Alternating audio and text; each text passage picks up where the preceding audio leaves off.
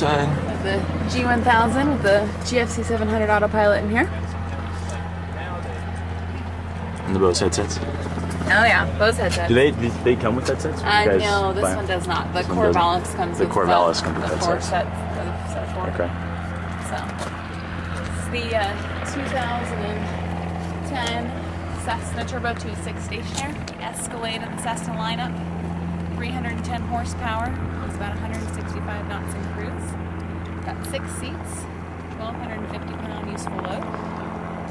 So why do you call it the Escalade? Just out of curiosity. Well, with 6 seats, you can take your whole family, or you can take out like the back seats and fill it up just like you would your Escalade. If you want to take 4 guys in golf clubs, you can definitely do it. If you come along the side here, I'll show you the big cargo doors. This is a unique feature of the 206. None of the other Cessnas have this, but as you can see, it's really easy to get in and out. I do have the co-pilot seat up forward, so you can see what the actual legroom would look like for all passengers there. Oh, so that's the actual legroom right there? Yeah, I've got the pilot, the co-pilot pulled up. Yeah, I gotcha. So you can see that there's definitely enough legroom so it's room for everybody. So you can fit a tall person there. Yeah, so I can sit in the back seat. Yeah, you actually could. Really comfortably. A common thing that people do is they'll actually fold this down, and then it's equipped with a hard surface back here, so that if you wanted to load golf clubs on top of this, you can.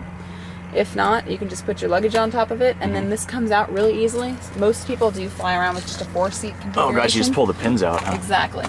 And so then you basically have a stretch 182, so to speak. Gotcha. So you've got the extra carrying room, and you can fit pretty much anything back there. Dog crate. Small children. Small children. Yep, you bet. Everything. It's got a step. That's kind of cool. Is this turbocharged? Yes, it is. This is turbocharged. Yeah. And you said it was 300 horse with the... 310 horsepower. It's got a service ceiling of 27,000 feet. Oh, wow. So, got onboard oxygen built in. Uh-huh. You can go up to altitude, take advantage of good winds. Gotcha. Do you know what the fuel burn is up there? About up at altitude, I'm not quite sure, but we typically see at about 12,000 feet, 18 gallons an hour. Oh, 18 gallons? Wow. Yeah. What's the cruise speed at... 165 knots. 160 knots. Yeah, so 165? it's actually pretty quick. 165. Wow, yeah, that is quick. Yeah, we, from Camarillo up to Fresno here this morning, came up in just about an hour. Oh, really? Yeah. Wow. Really nice. Wow. Cool, so it's basically ready to go. Take your family anywhere you want to go. Take your friends. It's good for business use. It's a great all-around airplane. It's a utility airplane, yeah. Yeah, utility.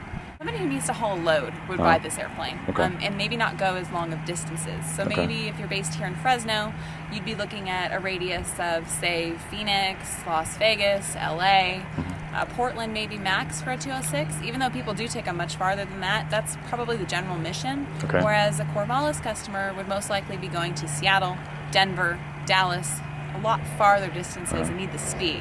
Gotcha. Corvallis only has 4 seats. This has 6. Corvallis has a 1,000-pound useful load. This one has 1,250. So it just depends upon your mission, really. Best of both worlds would be to have one of each. Exactly. So, when you want to go fast, take the Corvallis. When you want to take all your family, take this airplane. So, stationary really is a good all-around airplane, and for relatively short trips within a certain radius, it's the perfect airplane. Gotcha. So pretty much any flight. So this is the heavy hauler, and the Corvallis is the sports car then. Exactly. Yeah. Gotcha. We call the Corvallis the Ferrari. So you got your Escalade. It is a Ferrari. Yeah, I would agree. I love that Corvallis. But cool. Okay, well, let's go flying. All right. That turns it on and off. That's just a flight director. You got heading mode, altitude, vertical nav, approach, back course, vertical speed, and then flight level change. So you got your nose up and nose down here for vertical speed, and you just put your altitude in. Yeah, this one.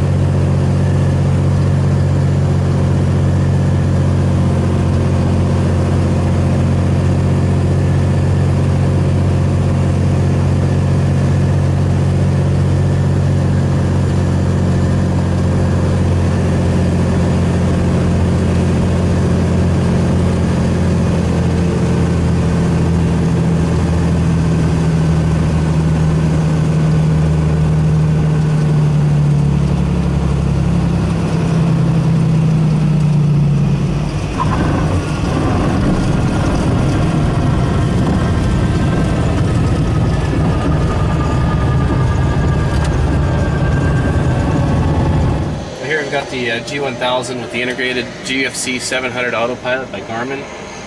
All your avionics and autopilot are configured into these 3 pieces right here, and all your autopilot functions are right here in this stack of 2 buttons. You've got your autopilot, your flight director, heading mode, altitude capture, nav mode, vertical nav mode for descents.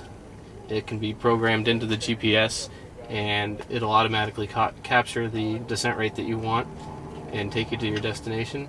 Approach mode, a back course mode, a vertical speed mode with nose up and nose down, as well as a flight level change button, which will hold an indicated airspeed either in a climb or a descent.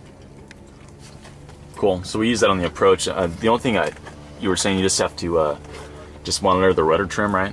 Yeah, because it's only a 2-axis, 2-axis autopilot, okay. so the only thing left to the pilot is the throttle and the rudder trim. Oh, okay.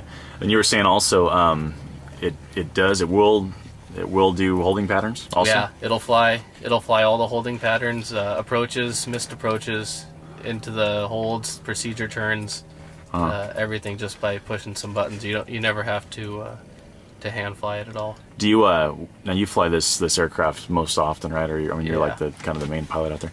Do you find like that you use the autopilot more like you would in a larger aircraft? I mean, in this aircraft you take off and just hit the autopilot button and just fly by the buttons instead of hand flying it. Exactly, yeah. Yeah, it's a lot easier. It's just a smoother experience for the passengers, and takes the workload off the pilot. Yeah.